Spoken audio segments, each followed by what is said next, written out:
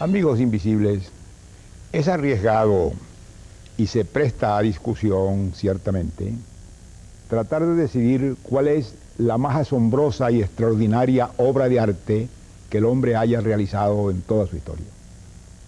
Pero si hubiera que llegar a esto, a esa decisión, es muy posible, casi seguro, que la inmensa mayoría de quienes pueden opinar dirían que esa obra existe y que esa es la decoración que para la Capilla Sistina del Vaticano realizó Miguel Ángel. En efecto, lo que allí realizó este hombre, con su solo genio, con su inmensa capacidad creadora, es deslumbrante, va mucho más allá de lo que pudiéramos pensar la capacidad creadora de un ser humano, y produce todavía, a casi 500 años de la época en que se realizó, la misma impresión de descomunal, de increíble, de inverosímil, de más allá de las potencias normales de los seres comunes y corrientes, o de la mayoría de los seres humanos, que produce la visión de aquello que salió de la capacidad creadora y visionaria de un ser. Miguel Ángel Buonarroti, el florentino, el gran artista del Renacimiento, había sido fundamentalmente un escultor, y él se sentía un escultor, y comenzó su obra y sus grandes realizaciones como escultor desde muy joven, desde que comenzó su educación artística en Florencia. Y es solamente ya cuando él se acerca a los 24 años, a los 30 años de edad, ya ha pasado casi toda su juventud, cuando el Papa Julio II resuelve decorar de nuevo la Capilla Sistina del Vaticano. La Capilla Sistina era una capilla pequeña en el Vaticano que tenía cierta tradición porque allí se reunían los cónclaves de cardenales, porque tenía decoraciones de grandes pintores y porque además estaba construida con las proporciones que la Biblia en el Antiguo Testamento le asigna al Templo de Jerusalén, es decir, un largo igual a 2 veces el alto y a 3 veces el ancho. Entonces él resolvió llamar a Miguel Ángel para que hiciera esta decoración. Miguel Ángel no quería, porque aun cuando él había estudiado la pintura al fresco en su juventud en Florencia, él no se sentía pintor, a él no le interesaba la pintura, él se sentía un escultor y proyectaba realizar su obra como escultor. Y el Papa Julio II, que fue un papa guerrero y emprendedor, había pensado comisionarle a Miguel Ángel, y se lo comisionó, la construcción de su propia tumba, que hiciera un gran mausoleo.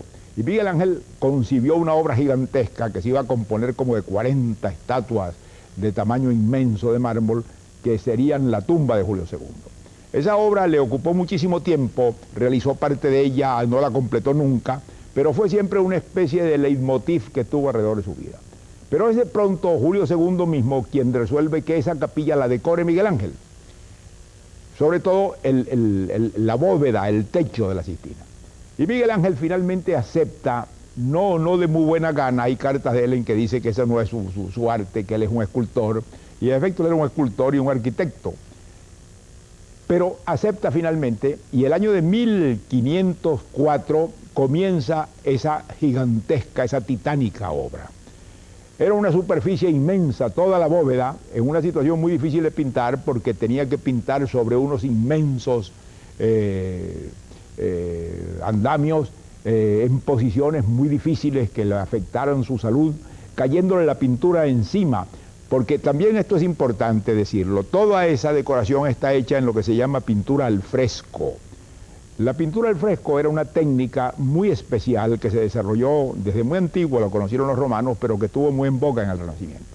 Y consistía en pintar sobre una pared, pero no sobre la pared con pintura al óleo, sino sobre el revestimiento, sobre lo que llamaríamos el frisado de la pared, que generalmente se hacía con yeso.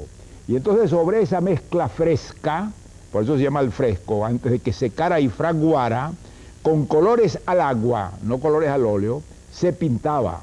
De modo que había que pintar con mucha rapidez, no había manera de enmendar, porque desde luego lo que estaba allí lo absorbía esa materia fresca, y luego eso secaba con la materia fresca y permanecía de un modo inmutable, incorporado al revestimiento mismo. Era muy difícil, muy exigente, no había manera de corregir ni de retocar, lo que había de cambiar había que destruirlo, Y esto es el estilo, la técnica que Miguel Ángel va a realizar. Él tenía cierto desprecio por la pintura al óleo y decía, y muchas veces dijo, que la pintura al óleo era una pintura para mujeres, que la pintura de los hombres debía ser al fresco, que era una pintura pues muchísimo más exigente y más dura. Y al fresco pinta esa inmensa bóveda que tiene una extensión increíble. Él no va a pintar la bóveda como cosa en sí, él va a construir en cierto modo arquitectónicamente la capilla por dentro, porque todo esto tiene una gran parte de lo que llamaríamos una arquitectura de apariencia. Él va a construir unas estructuras arquitectónicas, va a pintarlas, mejor dicho, que articulan toda esa bóveda y le dan una estructura que prolonga las paredes, pero que las prolonga en una serie de medallones, de arcos, de formas arquitectónicas que le dan una fuerza y una unidad extraordinaria al conjunto. De modo que él ve aquello como arquitecto y luego lo ve como escultor, porque de luego Miguel Ángel no le interesaba el color por el color, a él le interesaban las formas. El interés fundamental de él era la figura humana. Él pensaba que todo estaba expresado en la figura humana y que todo podía expresarse por medio de la figura humana. Todo el patos, todo el drama, toda la condición profunda del hombre podía expresarse en esa forma. Y es lo que él va a realizar. Van a ser unas grandes estatuas reproducidas visualmente por medio del fresco, pero que vistas y concebidas estatuariamente como volúmenes macizos y sólidos. Incluso mucha parte de lo que él pinta son estatuas falsas, porque él pinta nichos en los que aparecen estatuas, medallones en los que aparecen formas esculpidas, de modo que hay un constante recuerdo de la escultura. Pero esa gran superficie central, él la va a dividir en 9 grandes espacios. Esos espacios van a comprender lo fundamental del origen del mundo en el Antiguo Testamento y del origen del cristianismo. Él va a pintar sobre todo en el techo toda la parte de la creación del mundo y de la creación del hombre. Estos 9 panos se van a dividir, según su manera de entender las cosas, en 3 panos dedicados a la creación del universo, en los cuales va a pintar a Dios 4 veces. Es muy impresionante la forma en que Miguel Ángel ve a Dios, en que lo pinta. Él lo pinta como un poderosísimo anciano, con unas tremendas barbas, con una mano de un poder y de una fuerza extraordinaria, y que flota en el espacio, y que tiene una majestad y una presencia terrificante. Esa figura aparece 4 veces en el techo de la Sistina. Primero, en el acto primordial de separar la luz de las tinieblas. Después, en el panó en que él pinta la creación del sol, la luna y las estrellas, que tiene una potencia dinámica extraordinaria porque aparece, claro, como una especie de inmenso satélite girando en torno al sol y a la tierra, esta figura divina que arrastra con su fuerza la visión misma del espectador. Luego aparece la separación del agua y de la tierra, de modo que esos 3 primeros panos, o 3 últimos, porque él pintó a la inversa, estos panos que están sobre el altar los pintó finalmente, y por último comienza con el hombre y pinta la escena de la creación del hombre. Esta es una de las obras más extraordinarias que haya realizado Miguel Ángel. La figura de Dios aquí es más joven, es un anciano mucho más vigoroso que flota en el aire, sostenido por ángeles que no tienen alas. Miguel Ángel nunca pintaba ángeles con alas, todos los ángeles de Miguel Ángel son sin alas.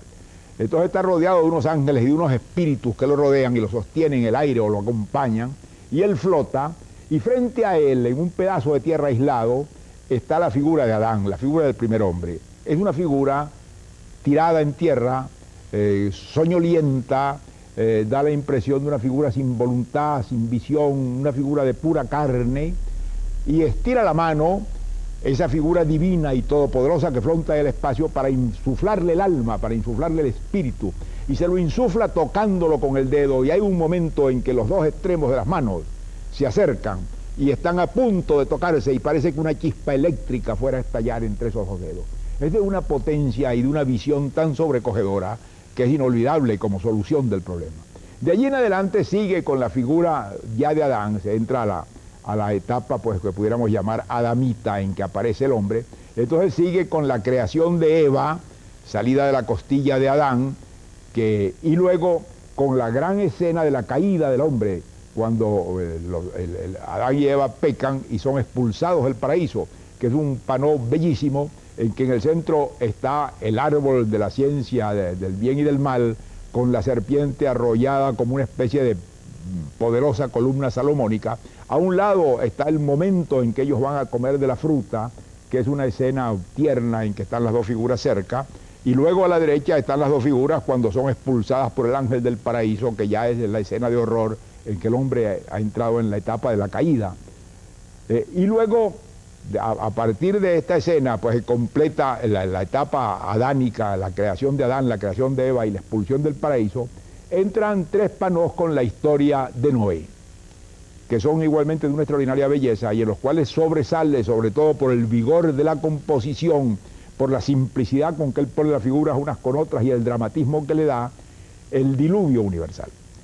Esas figuras del diluvio universal constituyen una de las grandes creaciones que él realiza allí. Pero no son 9 panos sueltos. Esos panos, los pequeños, están rodeados de 4 figuras arquitectónicas que la sostienen.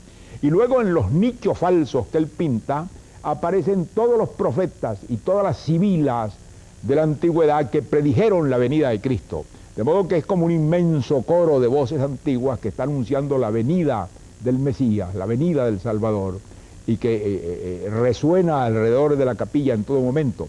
Y también en algunas formas triangulares está la genealogía de Cristo. Todos los antecesores de Cristo, desde Jesé hasta José.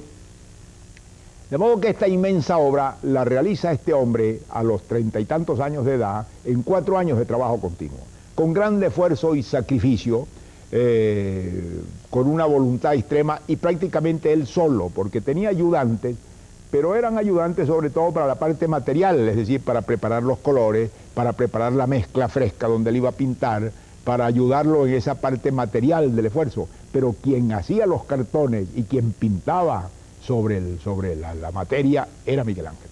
De modo que esa inmensa obra la hace él solo. Cuando él termina esta obra, el asombro fue inmenso.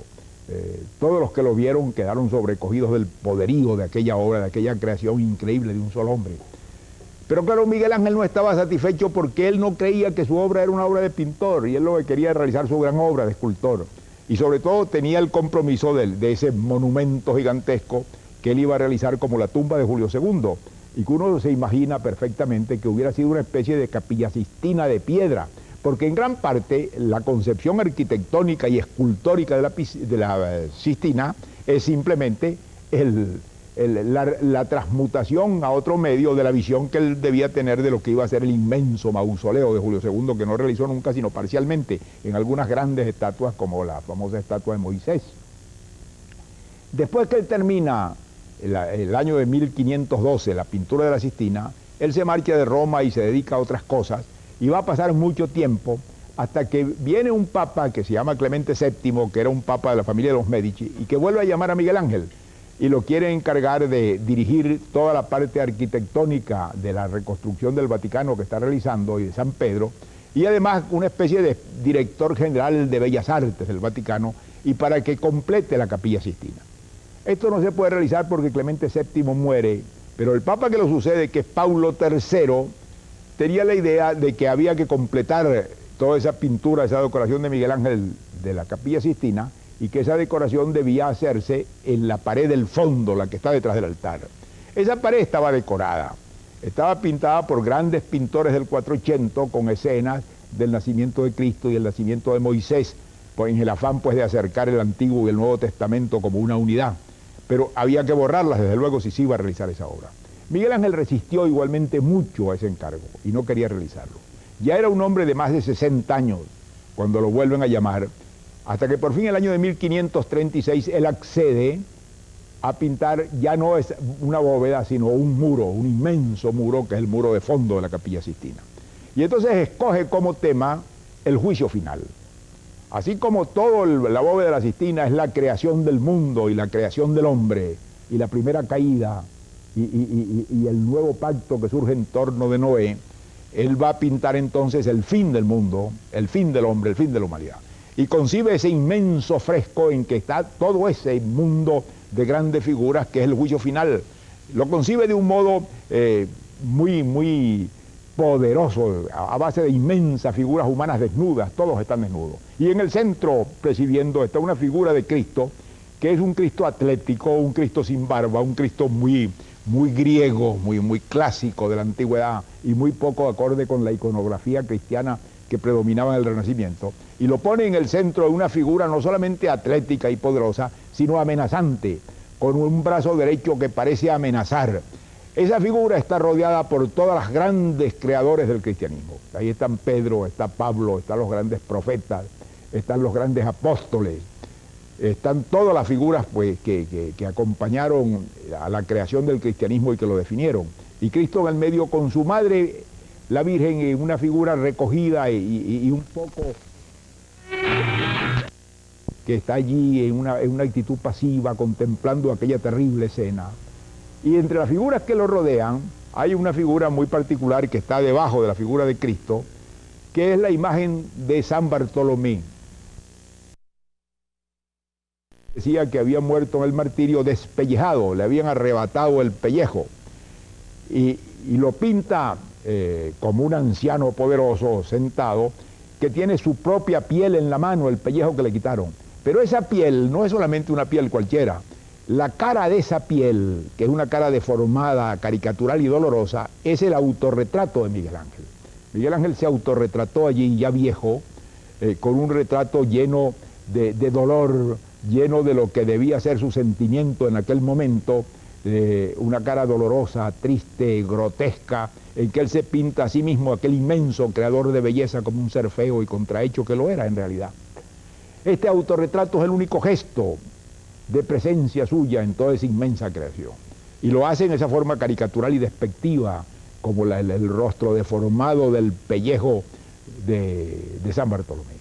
En la parte que está a la izquierda del espectador, se presencia la resurrección de los muertos. Es el día del juicio final, y en la parte central están unos ángeles tocando las trompetas, ángeles sin alas, llamando a resucitar a los muertos, y se pintan los muertos saliendo de las tumbas, unos en esqueletos, unos con un poco de carne revistiéndose, y empezando a subir hacia el cielo, en una ascensión en que hay un conjunto de figuras humanas sobrepuestas unas a otras, en una especie de succión poderosa que los lleva hacia arriba, hacia donde está Cristo, hacia donde está el cielo, hacia donde está el gran juicio que va a darle a cada uno su reconocimiento. Pero esas figuras que suben por el lado izquierdo y que se centralizan en aquella gran corona de los fundadores del cristianismo en torno a Cristo, y que tienen ese movimiento, es un movimiento circular, porque luego al otro lado, es decir, a la derecha del espectador, empiezan más abajo de las figuras de los fundadores, en que están Pedro y Pablo y los grandes apóstoles, empiezan a aparecer las figuras de los condenados. Es decir, así como Cristo recibe y reconoce a los suyos, castiga definitivamente a los malos y los envía al infierno. Y entonces aquello es una catarata de figuras humanas mezcladas las unas a las otras, que están cayendo hacia el infinito abismo del infierno y que se precipitan en una oleada continua con caras de terror y de espanto, tratando de no caer, de agarrarse los unos a los otros, de huir del destino que los llama, porque el final de la parte derecha ya no es la tierra en que resucitan los muertos, es la entrada del infierno. Y entonces allí está la figura de Caronte.